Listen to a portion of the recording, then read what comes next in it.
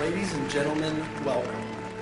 Today is my distinct pleasure to introduce a man who is recognized. The battle of evolution is only one skirmish in a much larger war. Science simply makes no use of the hypothesis of God. Ask yourself, what has intelligent design given us? Nothing. We cannot accept intelligent design as an alternative scientific theory. They will never accept that we have a better argument. They just pester us and they waste our time.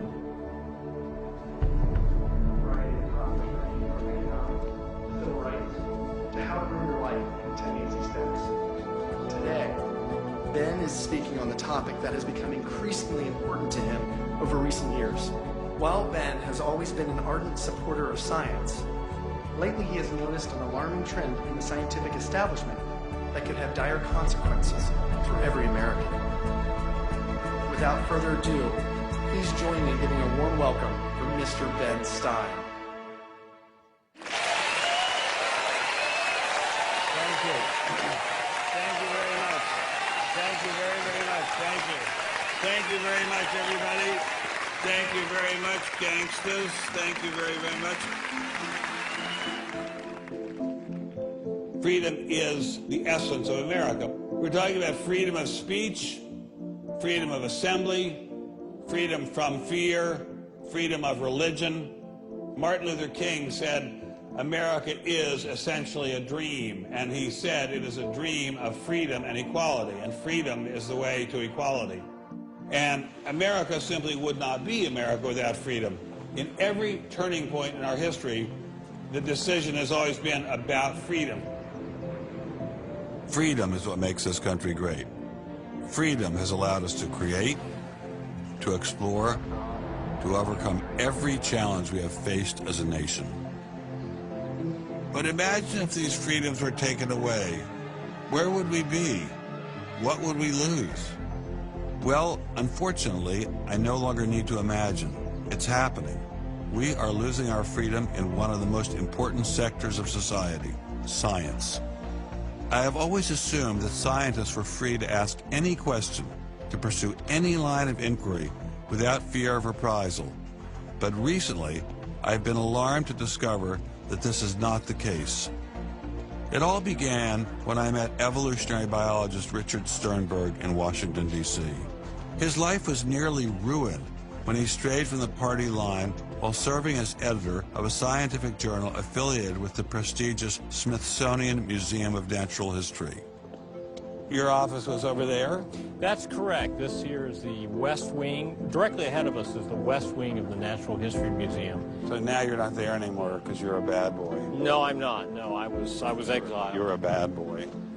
You question the powers that be. What was Dr. Sternberg's crime? He dared to publish an article by Dr. Stephen Meyer, one of the leading lights of the intelligent design movement. The paper ignited a firestorm of controversy merely because it suggested intelligent design might be able to explain how life began.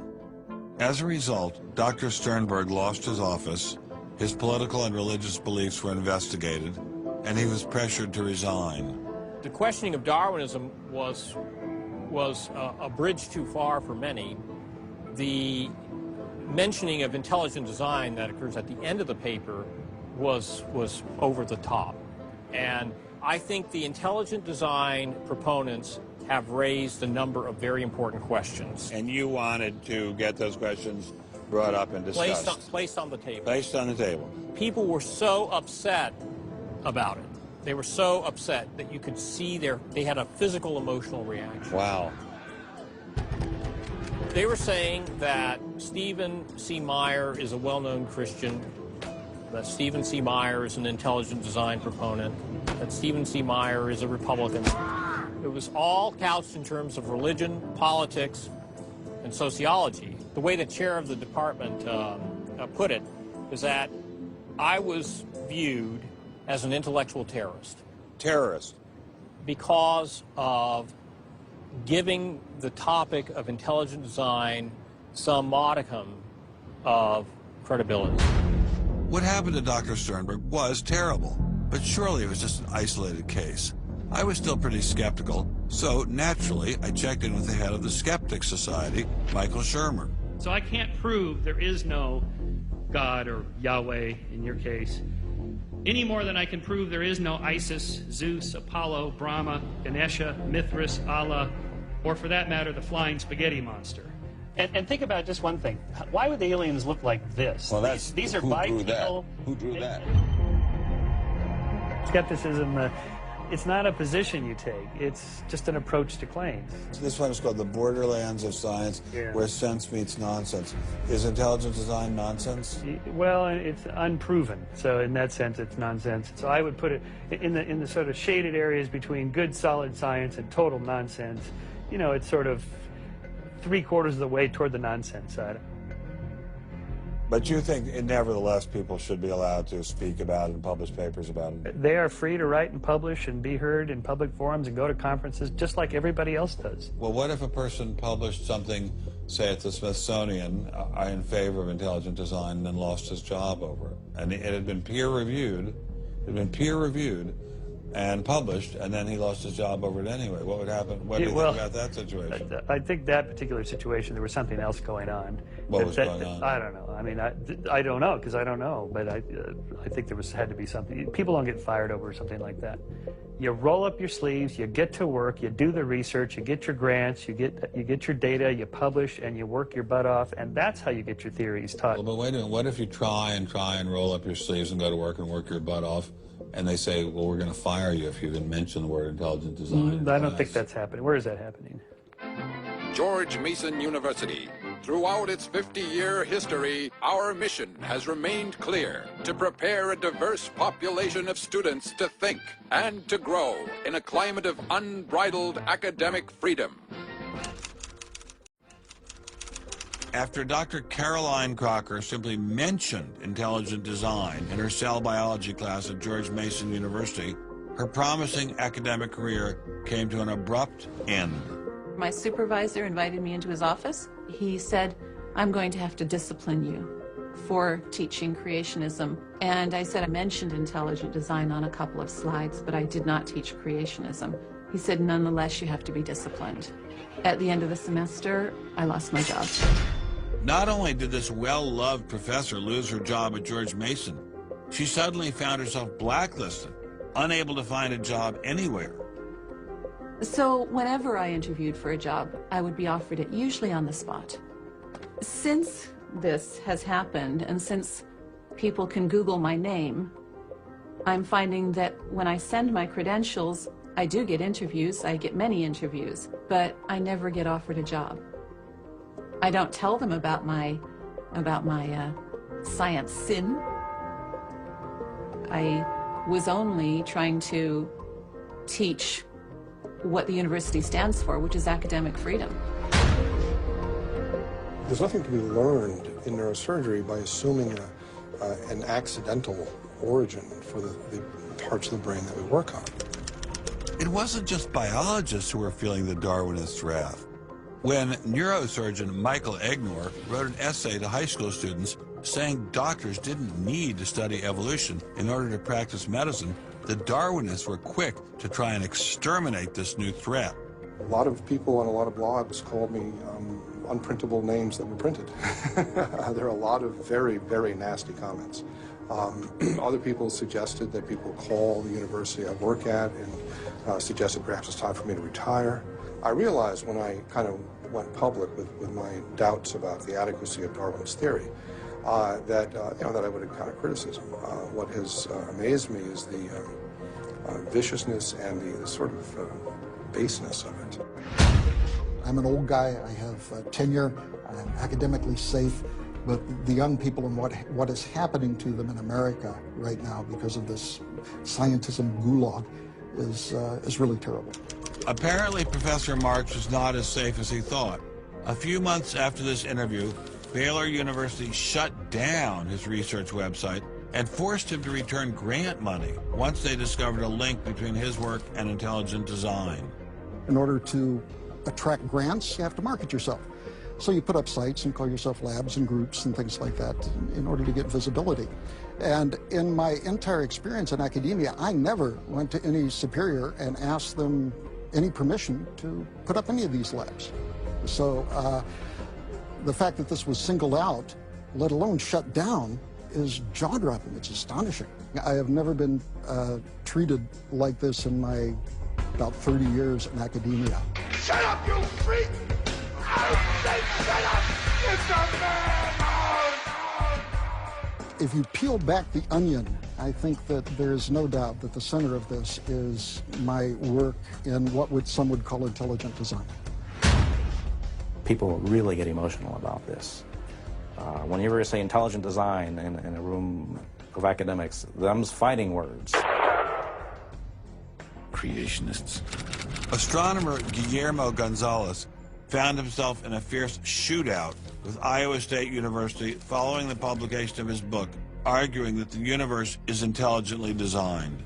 Despite a stellar research record that has led to the discovery of several planets, his application for tenure was denied, putting his career in jeopardy. I worried about my tenure a little bit in 2005 when the petition was being circulated because I viewed that as a strategy of Hector Avalos and his associates to try to poison the atmosphere on campus against me because he knew I wasn't tenured yet and I was very vulnerable. I have little doubt that I would have tenure now if I hadn't done any professional work on intelligent design. Dr. Gonzalez had this advice for scientists who might be thinking about following his example. If they value their careers, they should keep quiet about their intelligent design views. We know there are times and places to be quiet, and other times and places when we can make noise if we want to. Will you show us? Of course. Boys and girls, how would you like to show some of the ways we know of being quiet? It's the kind of thing where you just learn to keep your mouth shut. In addition to those scientists who were willing to appear on camera, we encountered many more who didn't dare show their face for fear of losing their jobs. You use an intelligent design perspective to get the research done, but you're not allowed to talk about it in public. And so there is definitely incentive, if you think about it, for people to remain within the mainstream. You know, what's he up to? What is... Aha, we found you. Are you Bruce Chapman? I am. How are you? I'm Ben Stein. Well, Very kind of you to have me here. Well, I'm delighted to meet you. Can I look around and see your office? Absolutely. Do you just have this floor, or do you have several other floors as well? No, this is it. This is it? We've had an awful lot of trouble for being in such a small office. I thought it was going to be like the Pentagon. We're like the little boy that said the emperor has no clothes. And he didn't have a big organization either. When you go around and raise funds, your people are not saying to them, by the way, we're going to get all these scientists out of the classroom and put Christ back in the classroom. Well, I don't know that Christ has ever been in the science classroom. This is not a religious argument. This is something that people, we have fellows who are Jewish or agnostic or various other things. There are people, there are Muslim scientists. There are people of all kinds of backgrounds who agree that Darwin's theory has failed. And so why would you bring religion into it? You don't need religion. This is a red herring, and people who don't have an argument are reduced to throwing sand in your eyes. Well, if the Discovery Institute could get its wish about this subject, what would your wish be? Well, on this subject, as on others, we'd like people to be able to have a robust dialogue and even a debate where the evidence, the best evidence, but in this case, the best scientific evidence is made available to people. Well, surely no one questions there should be a debate. Oh, yes, they do. They do? They say the debate has been settled. Well, that the issue's when settled. was the debate settled? Ben, I'd like you to talk to the scientists. You don't want to get your science from me. Mr. Chapman claimed ID had nothing to do with religion. So why was my first stop Biola University, formerly known as the Bible Institute of Los Angeles?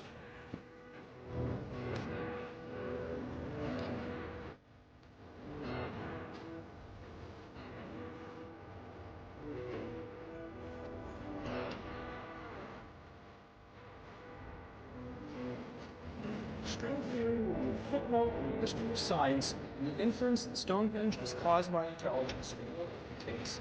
These inferences are remarkably stable in terms of all the knowledge that we use.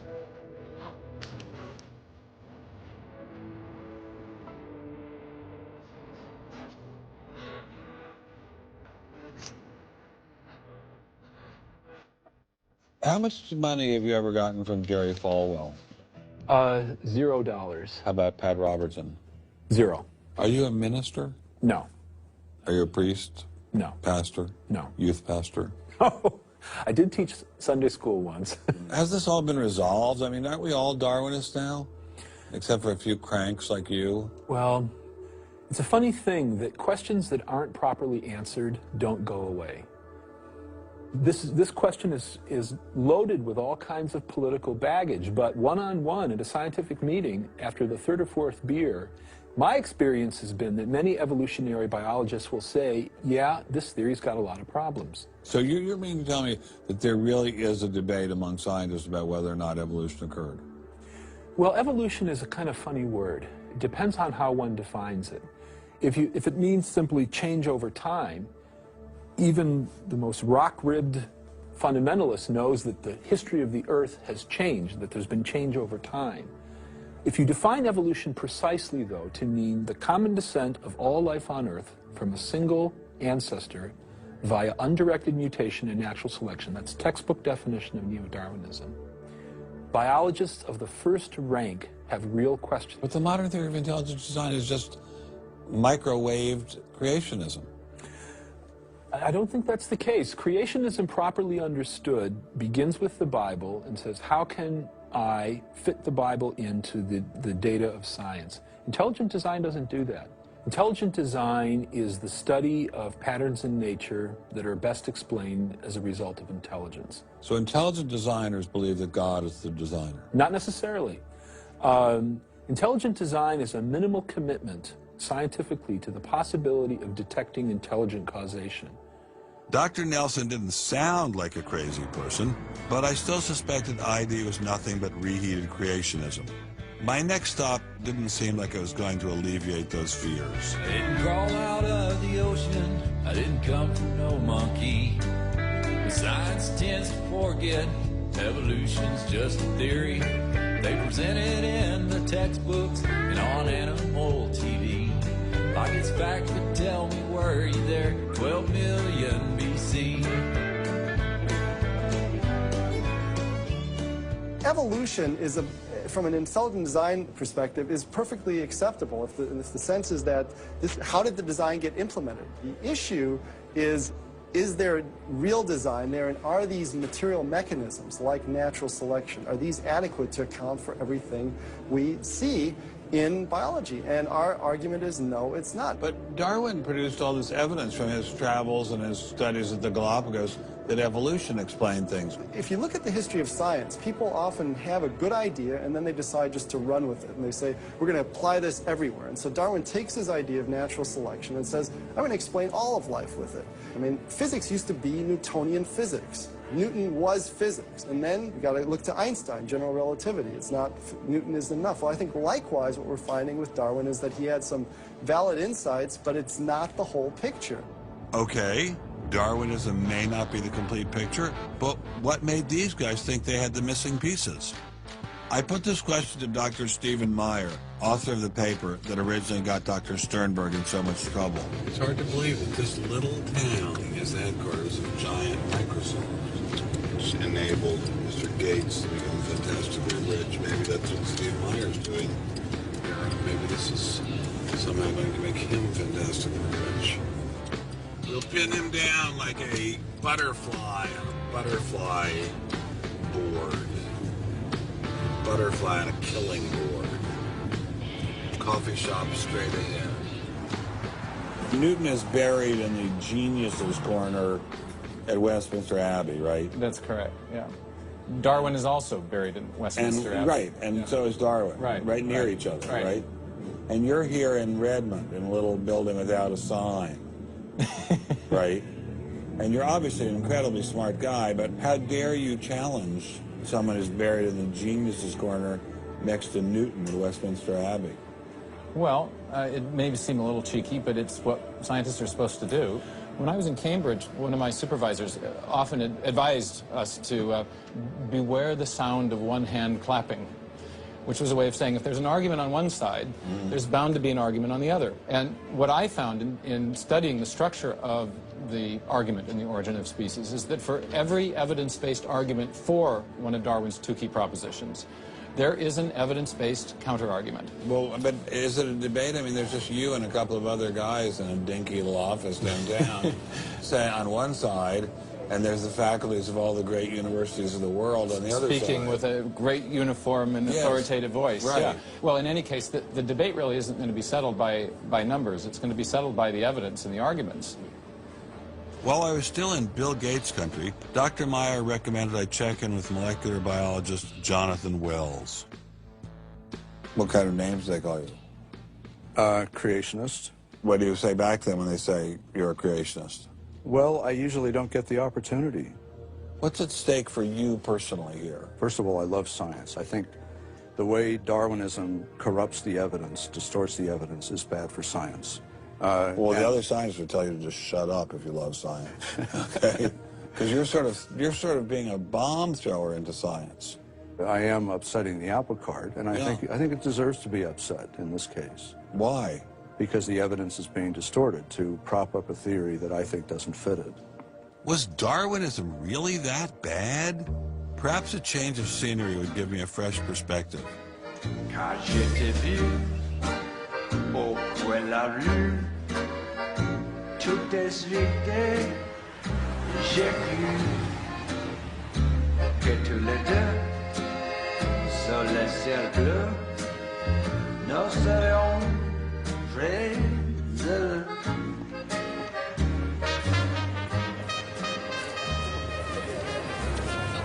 Mr. Berlinski, I assume? How are you, sir? So where are you from, originally? I was born in New York. Yes. Spent 31 years in Manhattan. Yes. And I spent a lot of time in California, too. And tell me all the various universities where you studied or taught. No, I was at Princeton, then I had a professorship at Stanford, and then I left Stanford, and I taught at Rutgers. I left Rutgers, and I taught at the City College in New York. I left the City College of New York. I taught at the Baruch College. I taught at San Jose. What did you teach at Baruch College? Anything they wanted. Come on in. Thank you, monsieur. Wow, this is fabulous. Let's put it this way. Before you can ask, is Darwinian theory correct or not, you have to ask the preliminary question, is it clear enough so that it could be correct? That's a very different question. One of my prevailing doctrines about Darwinian theory is, man, that thing is just a mess. It's like looking into a room full of smoke. Nothing in the theory is precisely, clearly, carefully defined or delineated. It lacks all of the rigor one expects from mathematical physics, and mathematical physics lacks all of the rigor one expects from mathematics. So we're talking about a gradual descent down the level of intelligibility until we reach evolutionary biology. We don't even know what a species is, for heaven's sakes. So his theory is smoke, but elegant smoke. There's a certain elegance to it, but, you know, I think Einstein had the appropriate remark. He preferred to leave elegance to his tailor. A room full of smoke? That certainly wasn't what I was hearing from prominent Darwinists like Richard Dawkins. Evolution is a fact. It's a fact which is established as securely as essentially any other fact that we have in science. Richard Dawkins is so confident that evolution is a fact, and that therefore God doesn't exist, that he has devoted his entire life to spreading the evolution gospel. I'm an atheist with respect to the Judeo-Christian God because there is not a shred of evidence in favor of the Judeo-Christian God. It is completely right to say that since the evidence for evolution is so absolutely, totally overwhelming, nobody who looks at it could possibly doubt that if they were sane and not stupid. So the only remaining possibility is that they're ignorant, and most people who don't believe in evolution are indeed ignorant. But the people I spoke with weren't ignorant. They were highly credentialed scientists. So there had to be something else going on here. So you think the whole theory of evolution is false, or just certain parts of it? Well, again, evolution is a slippery word. I would say minor changes within species happen. But Darwin didn't write a book called how existing species change over time. He wrote a book called The Origin of Species. He purported to show how this same process leads to new species, in fact, every species. And the evidence for that grand claim is, in my opinion, almost totally lacking. How does Darwin or Darwinism say life began? Well, he didn't know, and in fact, nobody knows. So Darwinism, strictly defined, starts after the origin of life and deals only with living things. Well, how can there be a theory about life without a theory about how life began? Well, a grand overarching evolutionary story, of course, does include the origin of life, but Darwin's theory doesn't begin until you have the first cell. Well, does someone have a theory about how life began?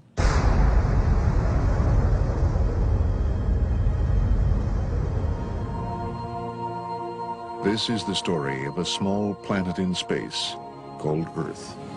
For a typical Darwinian explanation of how life originated, Dr. Wells directed me toward this documentary. The chemical elements essential for life, hydrogen, oxygen, carbon, and nitrogen, were now in place. What was needed was a way of combining them. Perhaps the energy came from lightning. Whatever it was. Excuse me? Whatever it was, energy managed to arrange these chemical ingredients in just the right way. Whatever it was? I was hoping for something a little more scientific. The most popular idea has been that life emerged spontaneously from primordial soup. In 1953, Stanley Miller mixed water, methane, ammonia, and hydrogen to simulate the early Earth's atmosphere. Then he ran electricity through it in an attempt to jumpstart life. It didn't work. While the initial results seemed promising, 50 years later, most serious scientists have abandoned this approach in favor of alternate theories. Prominent Darwinist Michael Roos attempted to explain one of them to me. He wasn't kidding. How did we get from an inorganic world to the world of the cell? Well, one popular theory is that it might have started off on the backs of crystals. My crystal ball. Molecules piggybacked on the back of crystals forming, and that this led to more and more complex. But of course, the nice thing about crystals is every now and then you get mistakes, mutations, and that this opens the way for natural selection. But at one point there was not a living thing. Yeah. And then there was a living thing. How did that happen? Well, this is I've just told you. And I don't see any reason why you shouldn't go from very simple to more and more complex to more and more complex. I don't either, but I don't know how you get from mud to a living cell. That's my question. Yes, well, I've told you. I think it was on the back Try one of more crystals. time. On the backs of crystals. On the backs of crystals is at least one hypothesis, yes. So that's your theory, and you think that is more likely and less far-fetched than intelligent design? I think it is. I wouldn't put Ben Stein's money on Dr. Roos's joyriding crystals, but it did make me wonder, what were the chances of life arising on its own? It's been speculated that probably there would have to be a minimum of about 250 proteins to provide minimal life function. If that's really true, then I think it's almost inconceivable that life could have happened in some simple step-by-step way. Okay, so the simplest form of life requires at least 250 proteins to function. What's so difficult about that? Welcome to the Casino of Life. Who wants to spin for a chance to win? Oh, sure. I'll give it a shot. What do I win? Take a look at this. Huh? How about the world's first single-cell organism? This perfectly aligned string of proteins could be yours. Now, take a spin.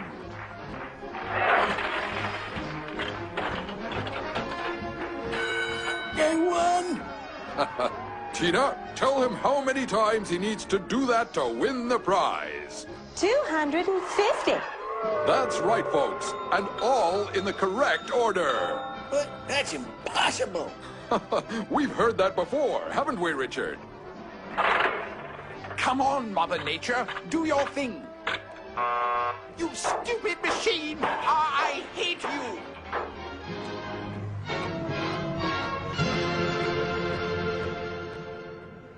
We're talking about something that's staggeringly improbable, roughly 1 in a trillion, trillion, trillion, trillion, trillion, trillion. Let all of life choose a million, a trillion, a trillion, trillion. The number is essentially zero. Something has to skew nature to choose the ones that work. So, in the game of life, it looks as if the house always wins.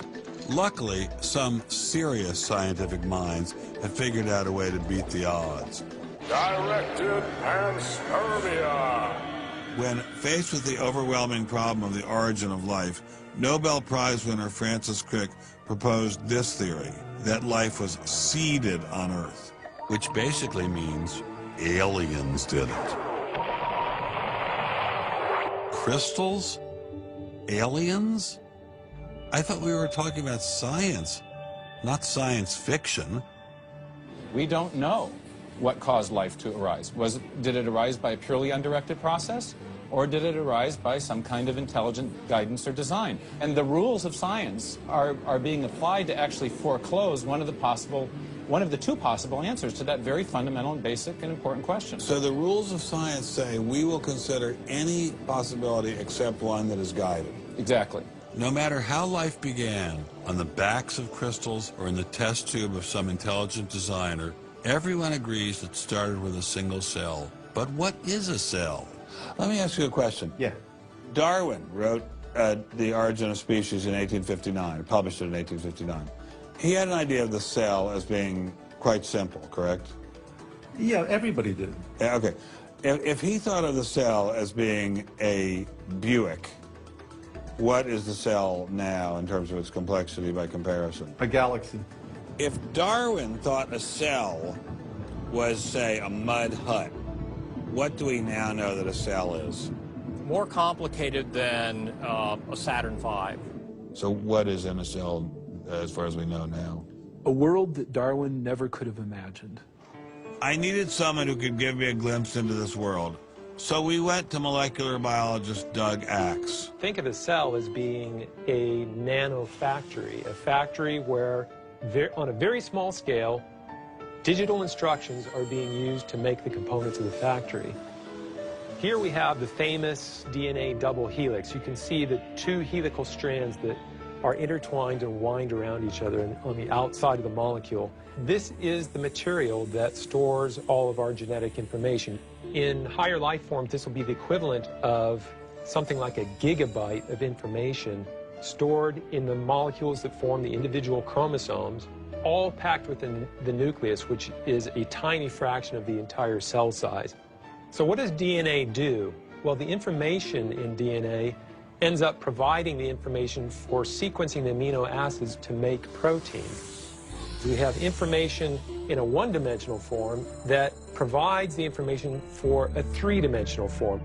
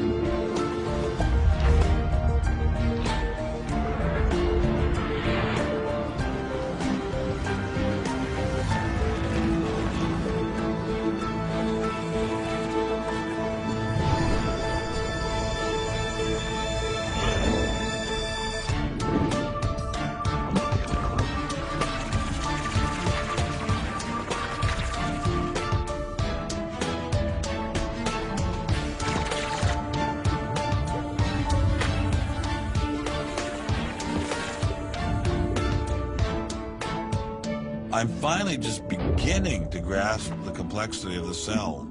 Are there systems within the cell that go well beyond Darwinian evolution? Some type of cellular technology that drives adaptation, replication, quality control, and repair? What if these new mechanisms have massive design implications? Well, I say, so be it.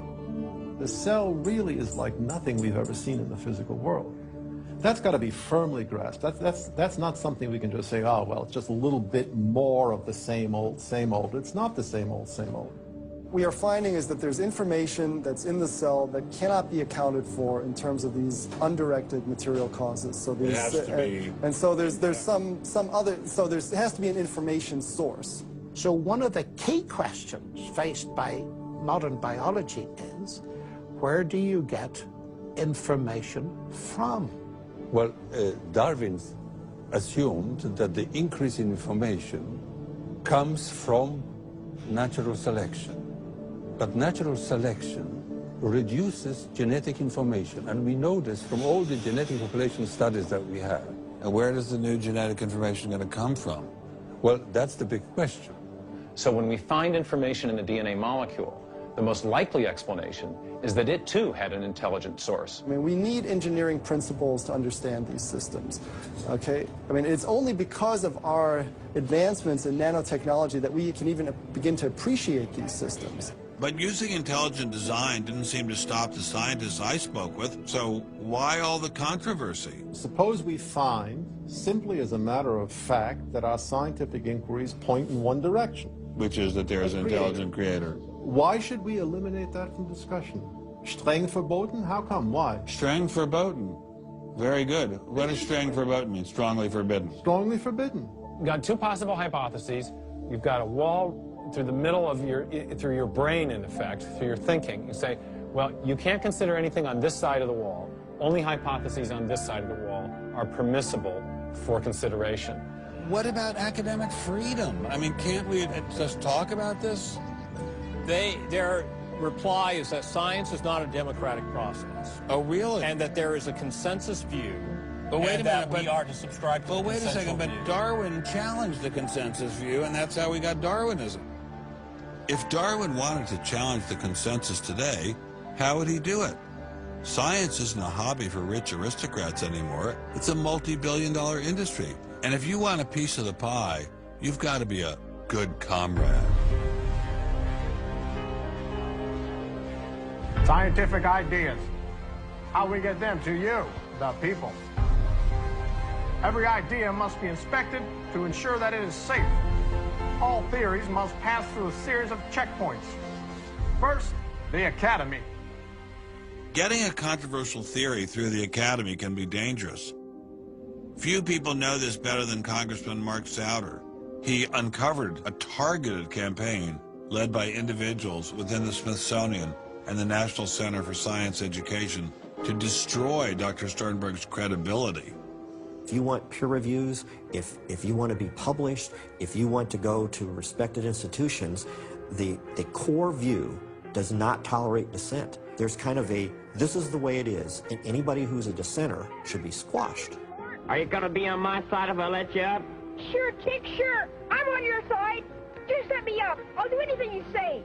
Souder isn't the only one who has witnessed the Academy's tactics. Journalist Larry Witham has seen similar behavior during his 25 years of covering the evolution controversy. Once you're thick in science, you can't question the paradigm. But if you want to get grants, if you want to be elected to high positions, if you want to get awards as a promoter of public education of science, you can't question the paradigm. People cannot be trusted to form their own opinions.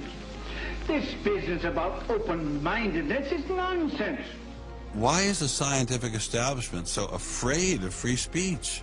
There is this fear that if one aspect of a theory is closely scrutinized, there's going to be an unraveling. Who are you?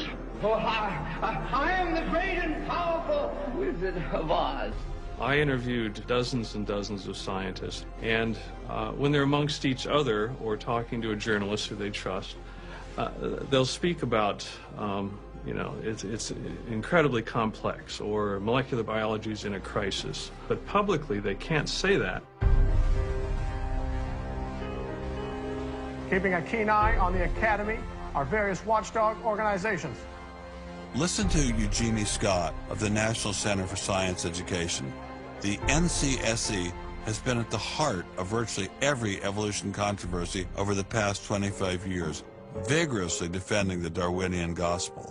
We have had a lot of business, unfortunately, at NCSE in the last few years, because virtually every state in which science education standards has come up for consideration has had a big fight about the coverage of evolution in them.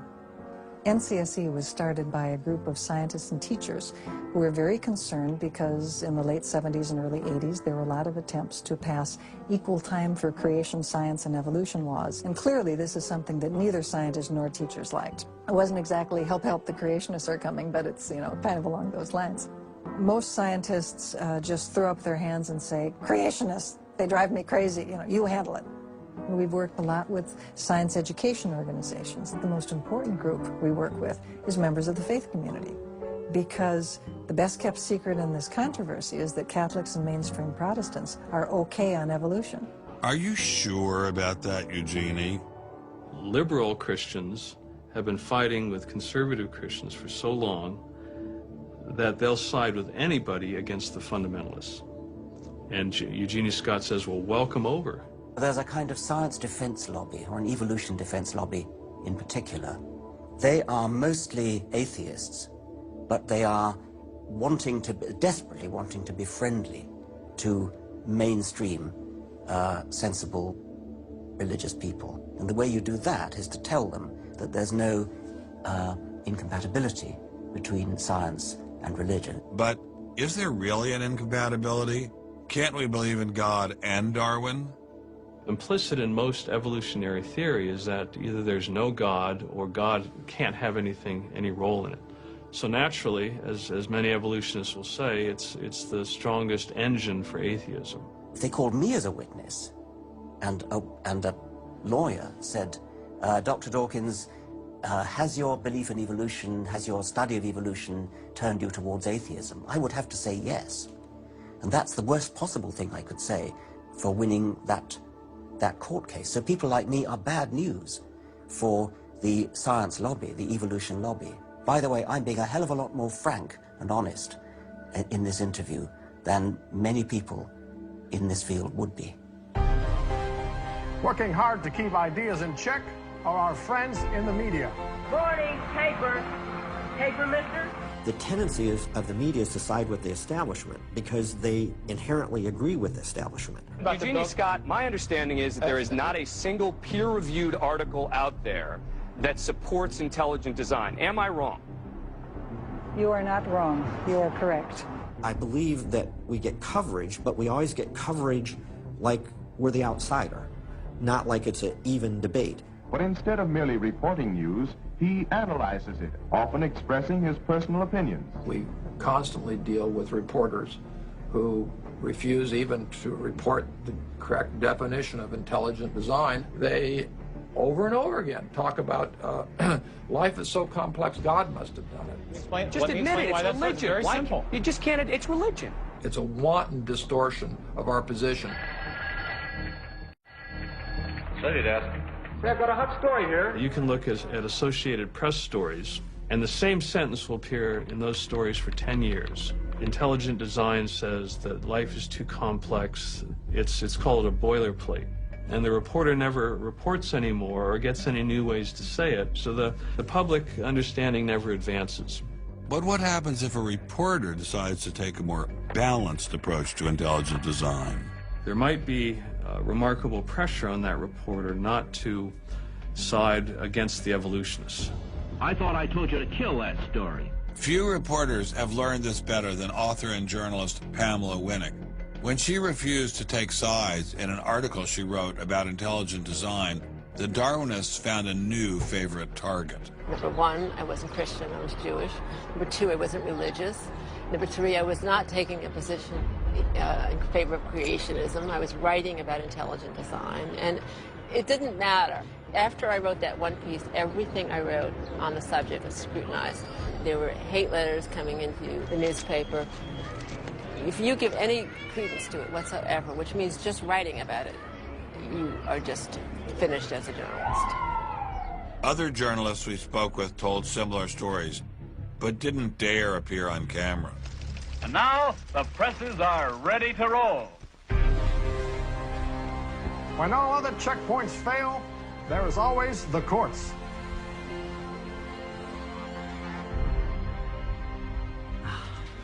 We have spent an enormous amount of time trying to prove to the court what everybody already knows, that intelligent design is a particular religious belief. But I thought scientific questions were settled by the evidence, not by taking people to court and suing them. How do other countries deal with such disputes? Dr. Marcy Giertuk, a population geneticist who now represents Poland in the European Parliament, was able to shed some light on this topic. The censorship of teaching criticism of evolution is and always was much stronger in, say, in your country, in the United States, than it ever was in Poland. Why? Why would the censorship... That is because you have a political correctness in your country.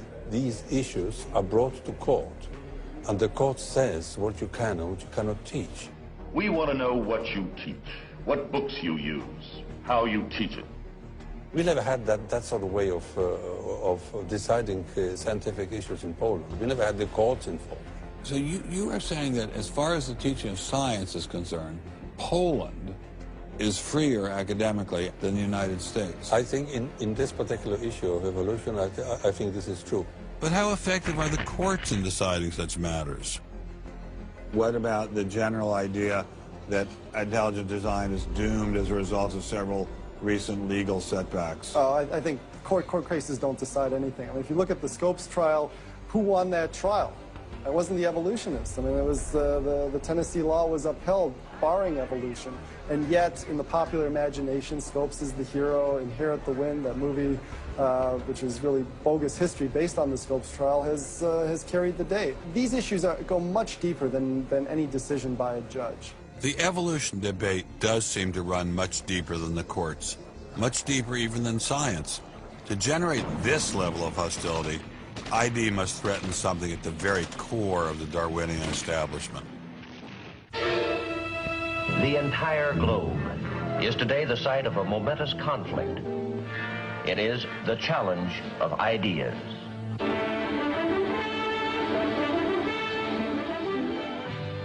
I'm Edward R. Murrow. For a little while, I would like to review with you the great conflict of our times, one which demands and must get the attention and the involvement of each one of us. This conflict over the principles of evolution has become a religious war. It really is no longer about scientific investigation. It is total competition with an antagonist who is putting into it everything within his capability. The situation has reached a point where many of evolution's top apologists have switched from defending Darwinism to attacking religion in what they see as a bid to stamp out intelligent design at the source. Richard Dawkins is the best example of this. His recent book, The God Delusion, has sold over 1 million copies worldwide. The God Delusion is my long-expected, long-worked-on full frontal attack on religion. To me, science is about trying to explain existence, and religion is about trying to explain existence. It's just that religion gets the wrong answer. But is Dawkins correct? Are science and religion really at war?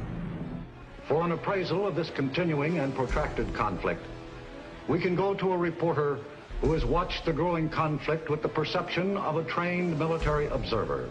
Oxford professor Alistair McGrath, author of The Dawkins Delusion, seemed like the ideal person to answer my question. Richard Dawkins has a charming and very, I think, interesting view of the relationship between science and religion. They're at war with each other, and in the end, one's got to win, and it's going to be science. It's a very naive view. It's based on a complete historical misrepresentation of the way science and religion have interacted. Dawkins seems to think that a scientific description is an anti-religious argument. Describing how something happens scientifically somehow explains it away. It doesn't. But the questions of purpose, intentionality, the question why, still remain there on the table. And I think it was just a catastrophic mistake to have someone like Dawkins address himself to profound issues of theology, the existence of God, the nature of life. He hasn't committed himself to disciplined study in any relevant area of inquiry. He's a crummy philosopher. He doesn't have the rudimentary skills to meticulously assess his own arguments. Genius guy, though. Very smart guy. A little bit of a reptile, but a very smart guy. The opposing point of view in this conflict rests on a fundamentally different vision of man. If you have two distinguished scientists, and in fact you can range many more on each side, as you know, saying exactly opposite things, that's telling me that the conflict is not between science and belief in God. Otherwise you'd expect all scientists to be atheists.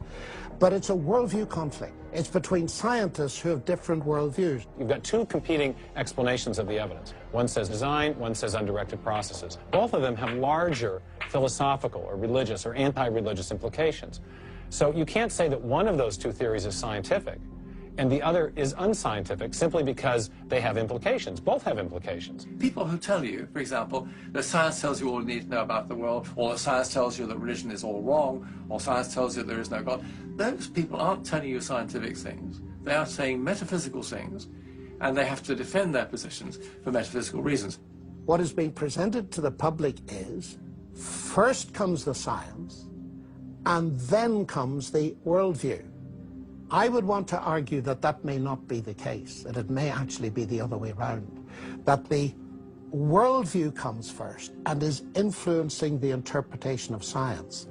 My deep regret is some people are so deeply entrenched in their own worldviews that they will simply not countenance alternatives. I'm actually a person of the left, and not even a particularly religious person. I think of myself as kind of humanist.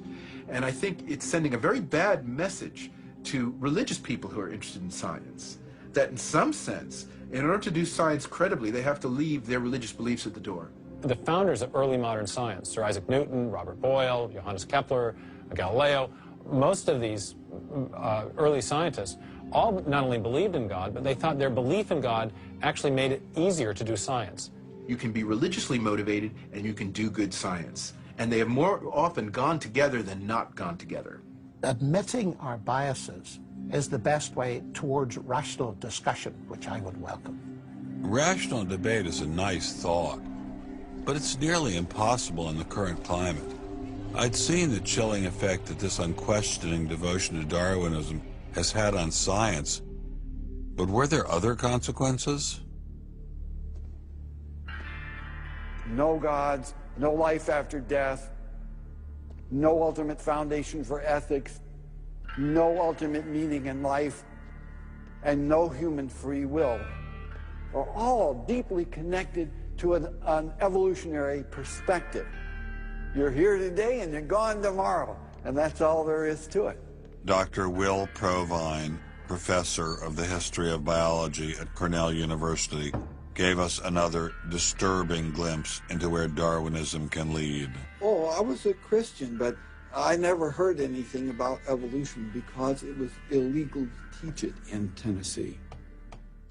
Dr. Provine's first biology professor changed all that.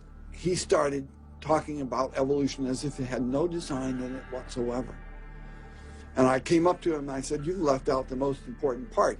And he said, "If you feel the same way at the end of one quarter, I want you to stand up in front of the students in this class and tell them this deep lack in evolution."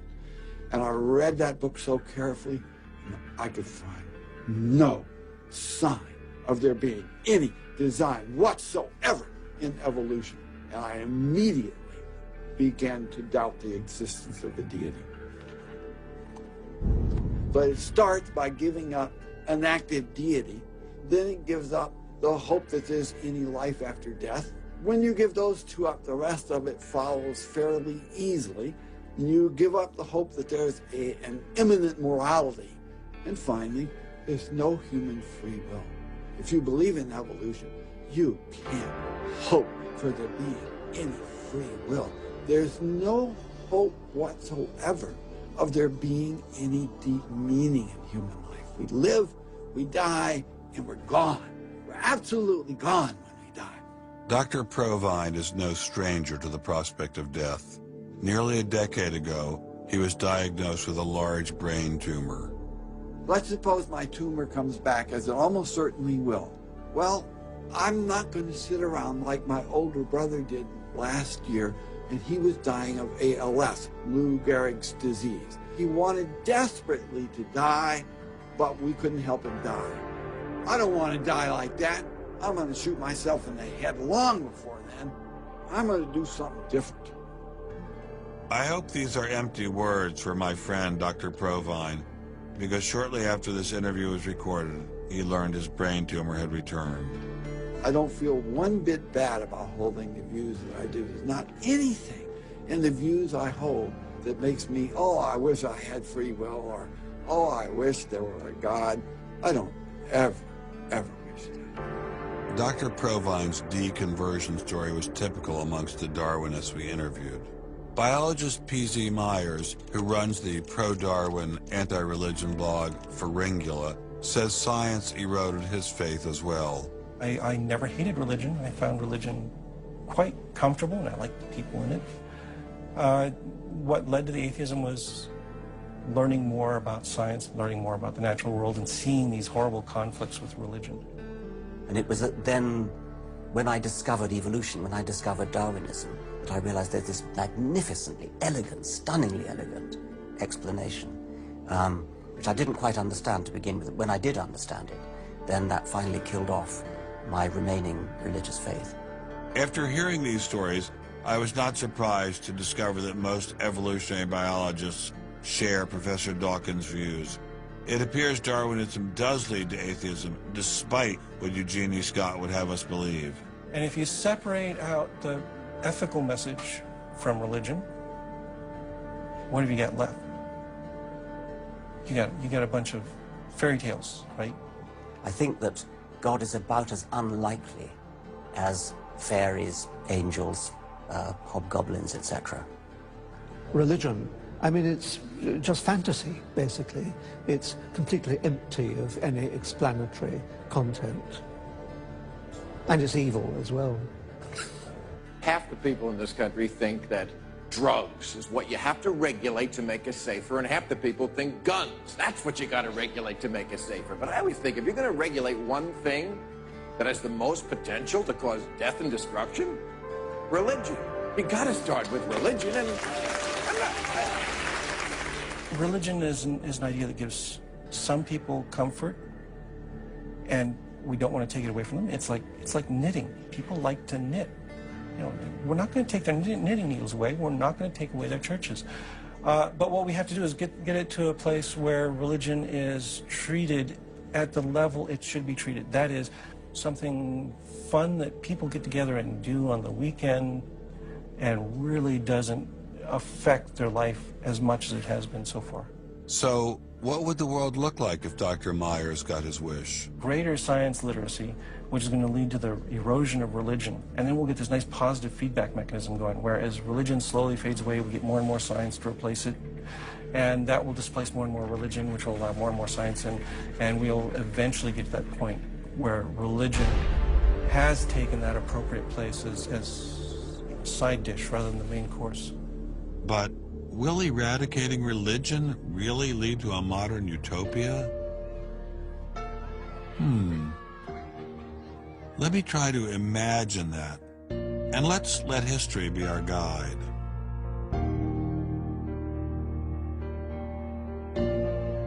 In part, I think Matthew Arnold put his hands on it when he spoke about the withdrawal of faith. There is a connection between a society that has at least a minimal commitment to certain kinds of transcendental values and what human beings permit themselves to do one to the other. That got me thinking, what other societies have used Darwinism to trump all other authorities, including religion? As a Jew, My mind leapt to one regime in particular. The connection between Hitler and Darwin is, of course, historically a difficult connection because they were separated by a good many years. One was English, one was German. Nonetheless, if you open Mein Kampf and read it, especially if you can read it in German, the correspondence between Darwinian ideas and Nazi ideas just leaps from the page. Of course, you have to add every historical caution. Not everyone who read Darwin became a Nazi. Obviously not. No one is making that case. Darwinism is not a sufficient condition for a phenomenon like Nazism, but I think it's certainly a necessary one. This was a connection I had to explore personally.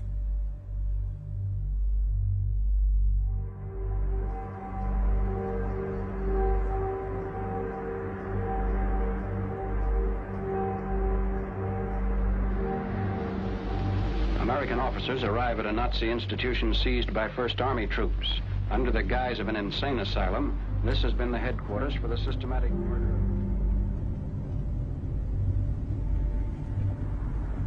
So what is this place? During Second World War, 15,000 people were killed here.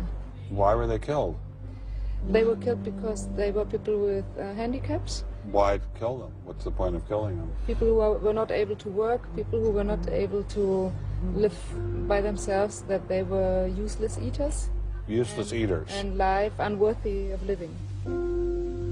This idea grew up in the 20s. So long before National Socialism, biologists, anthropologists, they thought that maybe mankind could, or the government could interfere into the growth of the population. I see. And they had the utopia that they would have a society without illness and without handicap.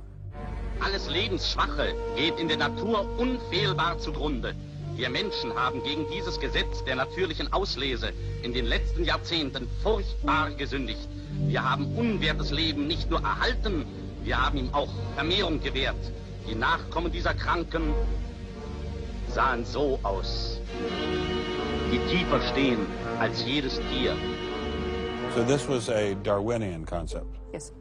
And also a Malthusian concept, very much Malthusian. Malthusian? Thomas Malthus, who said that there was a shortage of resources, English philosopher, so there was a shortage. Yes, but the Nazis, they relied on Darwin. They relied on Darwin? Yes, Darwin and German scientists. Patients were led down this hallway to Nazi doctors who decided who would live and who would die. They were accompanied by 15 nurses.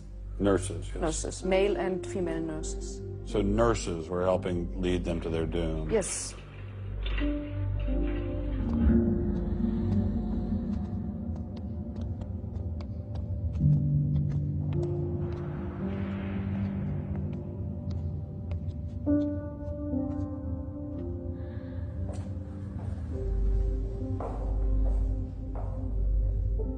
So were the prisoners told they were taking a shower? Yes, they were taking a shower, and here was 1 or 2 showers. So how many people were brought into this room? 60 to 70.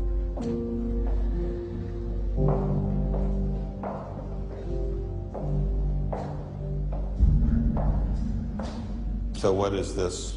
This is the dissection table. Do you ever think to yourself, the sane ones were the ones lying here having their brains removed? The insane one was Dr. Gorgas and all the other people did? No, I don't think that, because I think those people who killed here, they were very sane, because they had their purposes. They had purposes? Yes. I don't think they were insane. Decided who would live and who would die. They were accompanied by 15 nurses. Nurses, yes. Nurses, male and female nurses. So nurses were helping lead them to their doom? Yes.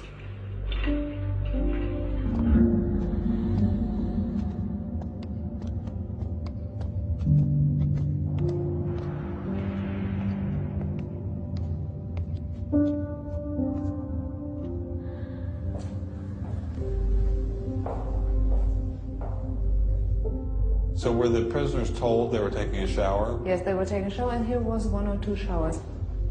So How many people were brought into this room? 60 to 70.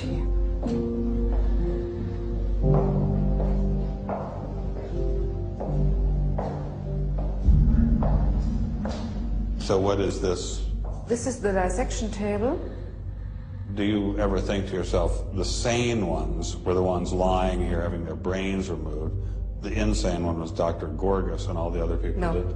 No, I don't think that, because I think those people who killed here, they were very sane, because they had their purposes.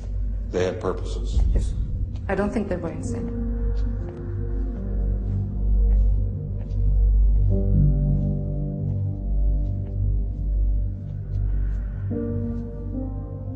They had 2 crematory ovens. I see. And they killed about 70 people. A day. So a day, so they had... That's barely enough. And they only killed from Monday to Friday.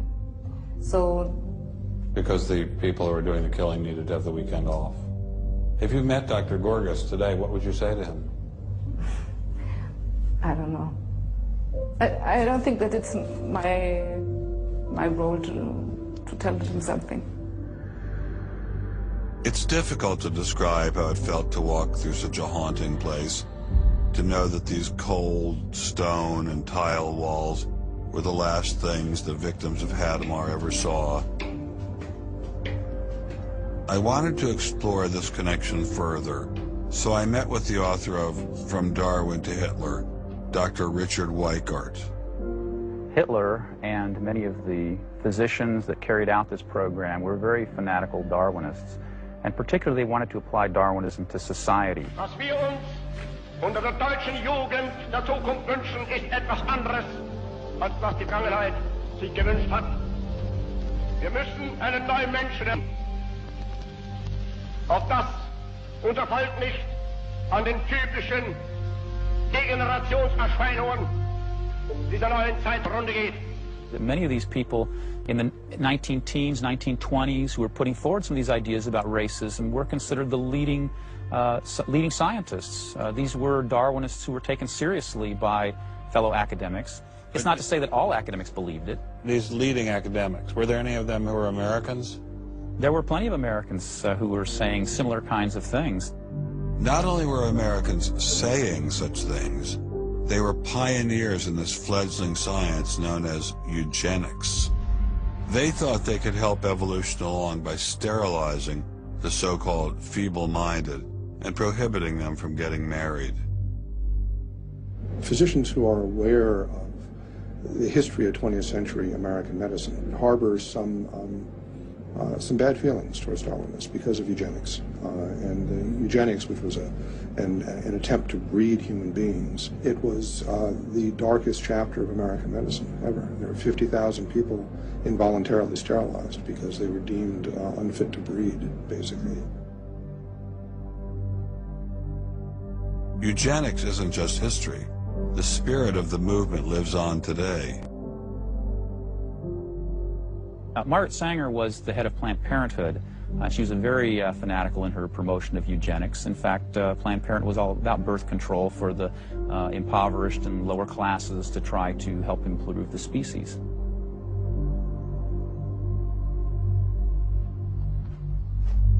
From Hadamar, I traveled with Dr. Weikart to Dachau, where the Nazis applied the ideas of eugenics on a massive mechanistic scale. When it was a fully functioning concentration camp, and what was the purpose of it? I mean, part of it was to repress political enemies. What was the rest of the purpose? Well, beyond the repression of the political enemies, which was its purpose at the very beginning, then later on it transformed into repressing racial enemies. And sometimes those categories overlapped, because sometimes they thought that these people were political enemies because they were inferior biologically. The war itself was part of the Darwinian struggle for existence for Hitler. And he saw the extermination of the Jews as one of those fronts to this warfare going on as this Darwinian struggle for existence. Would you say that Hitler was insane? No, I wouldn't say he was insane. I think he had imbibed some very, very wrong ideas. And in fact, I think he took the logic of them in certain ways that brought him to take very radical solutions for them. Would you say he was evil? Oh, I'd definitely say he was evil. Is there such a thing as evil? Oh, I think there is. And is there such a thing as good? Oh, definitely. And evil can sometimes be rationalized as science. Oh, sure. And evil can sometimes be rational. When it's rationalized as science, and I think when it's rationalized in this particular way, in particular, I think Hitler thought he was doing good. He thought he was doing good. Oh, I think so. He thought he was benefiting. He thought he was benefiting humanity by driving evolution forward and creating a better humanity.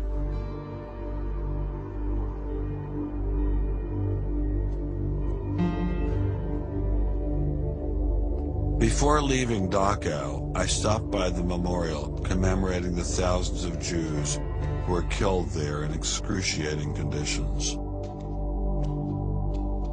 I know that Darwinism does not automatically equate to Nazism. But if Darwinism inspired and justified such horrific events in the past, could it be used to rationalize similar initiatives today? There's a good German expression, so fängt es immer ein. I mean, it always begins in the same way. Something to remember in the context of United States discussions of euthanasia and abortion.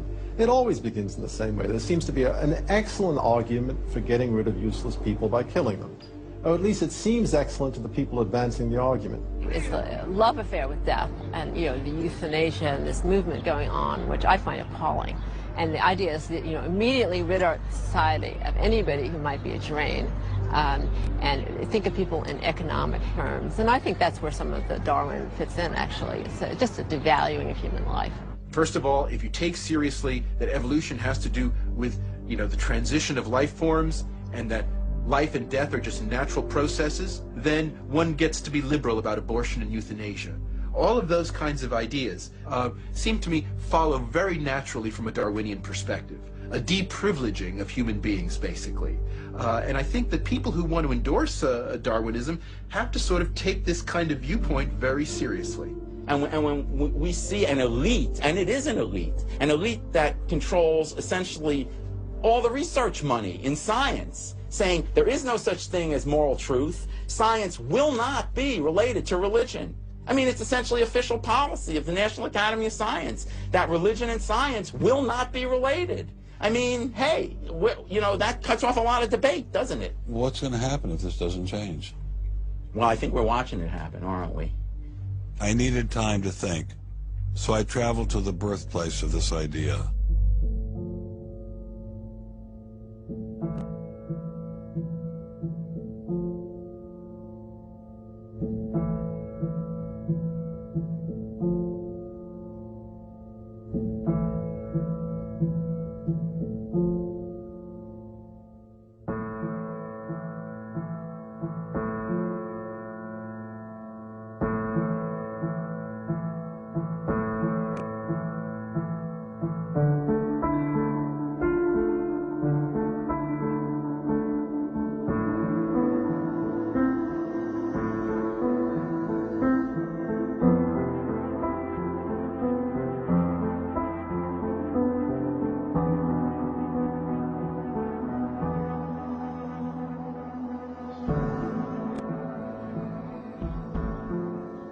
With savages, the weak in body or mind are soon eliminated.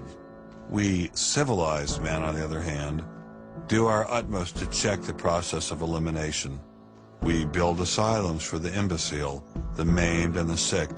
Thus, the weak members of civilized societies propagate their kind. No one who has attended to the breeding of domestic animals will doubt that this must be highly injurious to the race of man. Hardly anyone is so ignorant as to allow his worst animals to breed. Charles Darwin, The Descent of Man, 1871.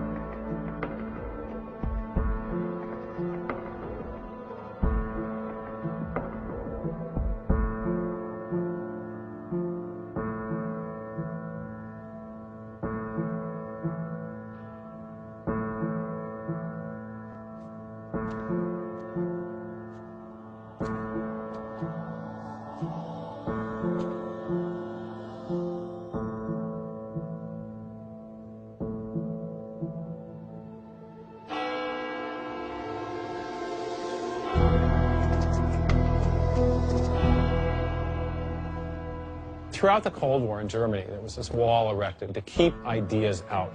It was erected by people who held an ideology that were afraid of a competition from other ideas that would come into their society.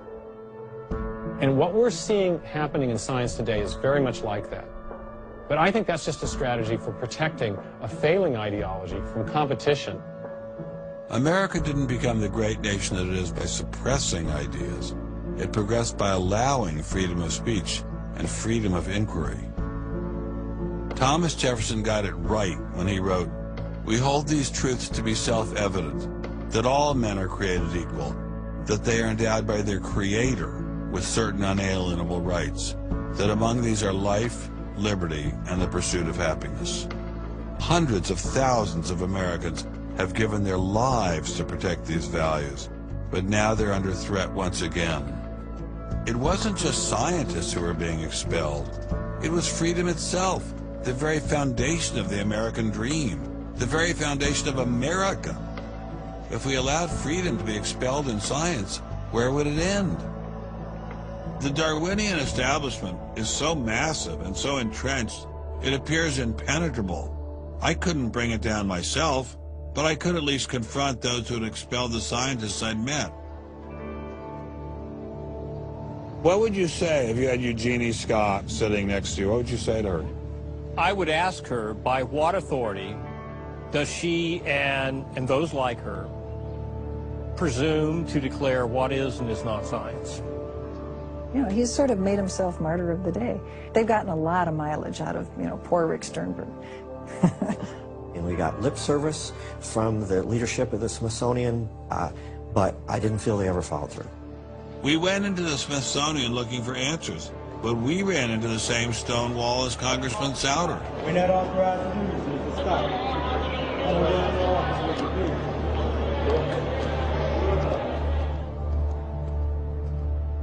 do. He said, nonetheless, you have to be disciplined, and I lost my job. We did get an interview with a spokesman from George Mason, but it was impossible to knock him off his script. Her contract was not renewed. It was simply not renewing her contract, which she's satisfied. Her contract was not renewed. It had nothing to do with the controversy of that topic of intelligent design. I have never been treated like this in my about 30 years in academia. We received a similar reception at Baylor University. They refused to admit that what had happened to Dr. Marks had anything to do with ID. Certainly the conversations I've had, this has not, the intelligent design situation has not been the thrust of the conversation. It's a procedural issue, and that's the way we dealt with it. Funny, that's not how Dean Kelly put things in his original email to Dr. Marks.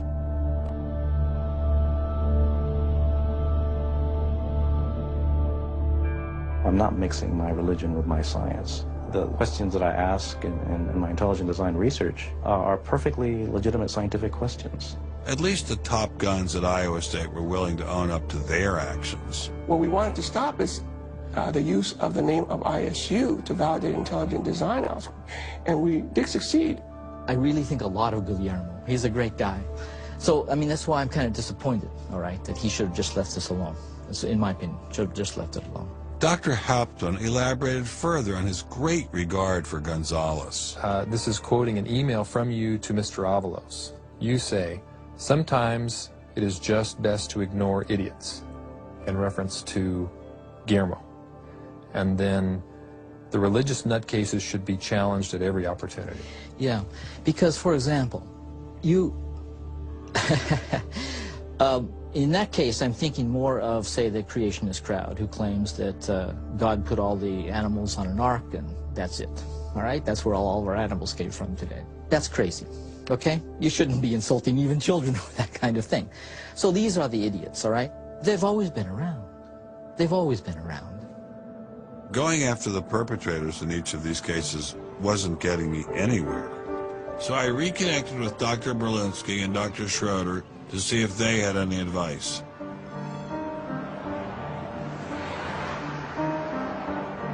There's a boundary to what science will accept right now. I think the parallel is exactly this wall coming down. Ask any Berliner on from the east side what it meant to have the wall come down. If it is possible to make a break in the wall that will allow academia to ask these fundamental questions that exist and allow them in the science classrooms as well. It'd be nice to see the scientific establishment lose some of its prestige and power. It'd be nice to see other questions being opened up. Above all, it'd be nice to have a real spirit of self-criticism penetrating the sciences. What can I do to bring down the wall? Is there anything I can do? Make it apparent to the world that a wall exists. There are vast numbers of persons who talk about academic freedom. And there is academic freedom as long as you're on the correct side of the wall. But if you're on the wrong side of the wall, as we mentioned a few moments ago, you lose tenure, and that's a given. I took Dr. Schroeder's words to heart. Obviously, I couldn't take down the wall myself, but I could confront one of its modern architects.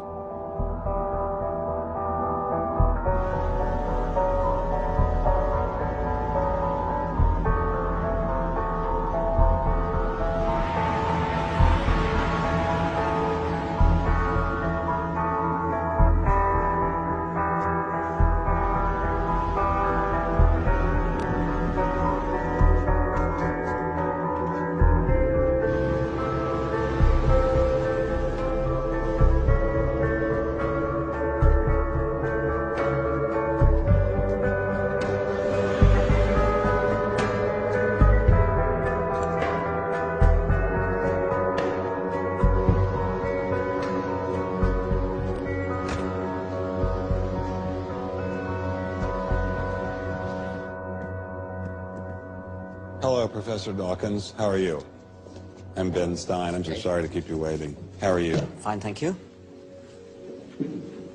You have written that God is a psychotic delinquent invented by mad, deluded people.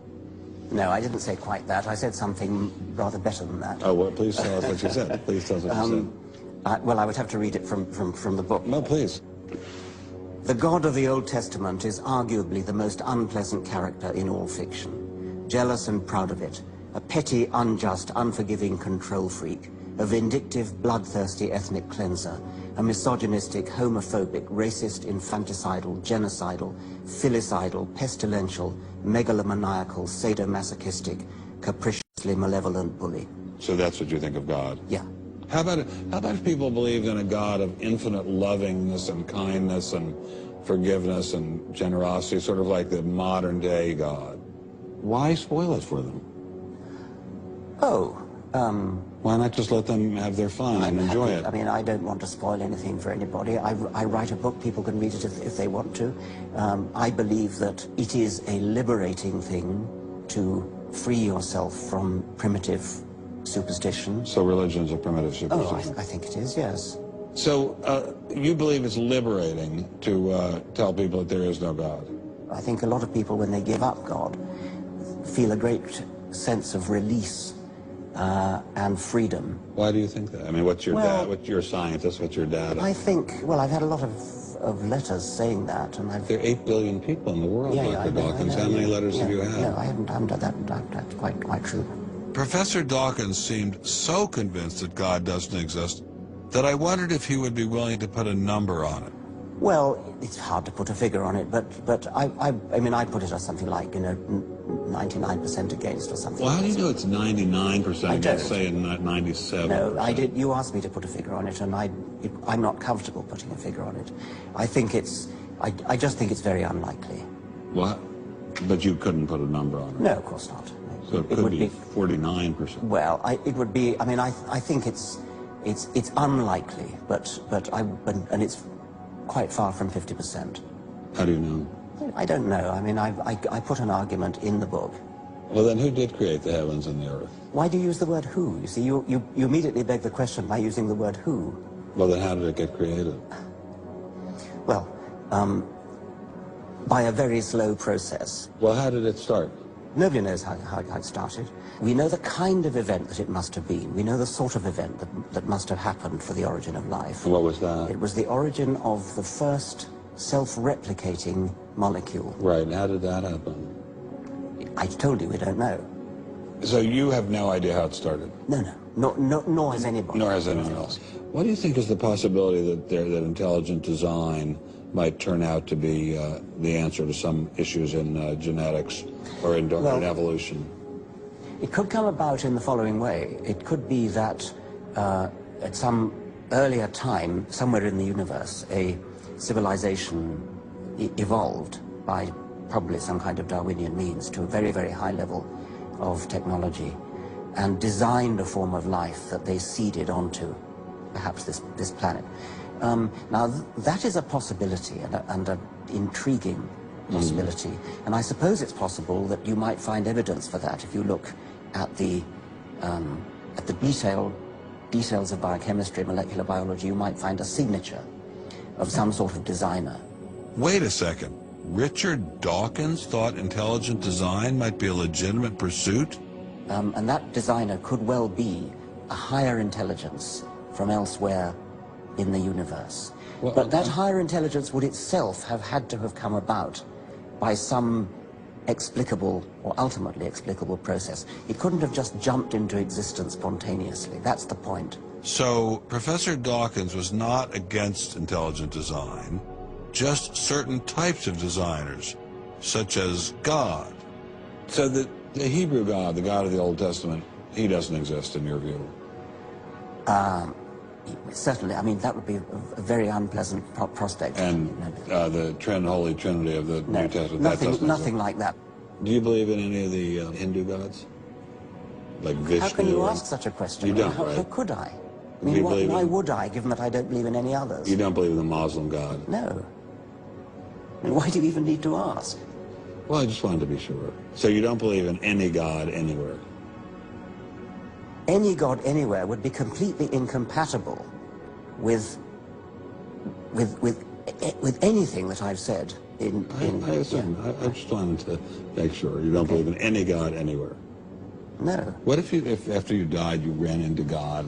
He said, "What have you been doing, Richard? I mean, what have you been doing? I've been trying to be nice to you. Yeah. I gave you a multi-million-dollar paycheck over and over again with your book, and look what you did." Bertrand Russell had that point put to him, and he said something like, "Sir, why did you take such pains to hide yourself?" But if the intelligent design people are right, God isn't hidden. We may even be able to encounter God through science, if we have the freedom to go there. What could be more intriguing than that?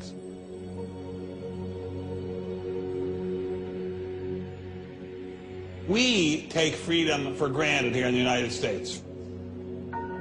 Freedom is what this country is all about. And a huge part of freedom is freedom of inquiry. But now, I'm sorry to say, freedom of inquiry in science is being suppressed. Behind me stands a wall that encircles the free sectors of this city, part of a vast system of barriers. There are people out there who want to keep science in a little box where it can't possibly touch a higher power, cannot possibly touch God. Those barriers cut across Germany in a gash of barbed wire, concrete, dog runs, and guard towers.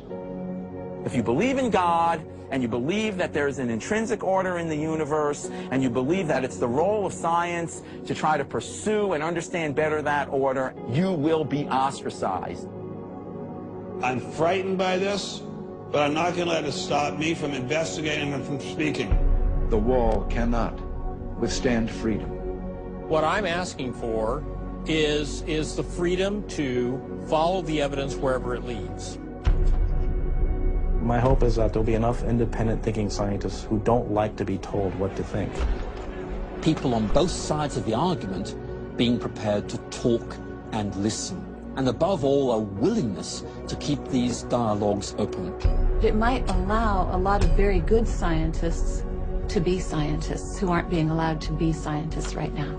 I don't care what they end up as being. I don't care if they end up being religious, a young earth creationist. If they have thought their way through the issues and get there, I'm all for them. And why do I think we're going to win in this struggle? Because truth-crushed earth will rise again.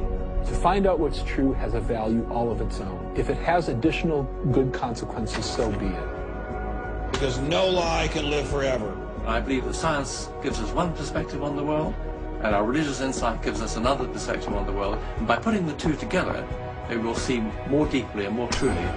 And if we will stand up for freedom, freedom is the victor. And if we all do that, we will overcome.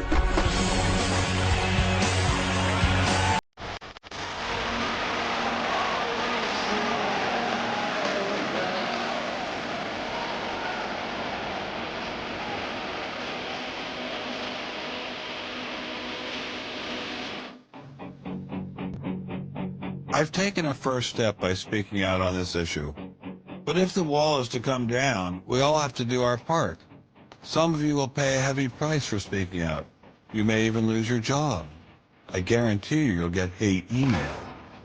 But if you don't get involved, will anyone be left to carry on this struggle? Anyone? Anyone?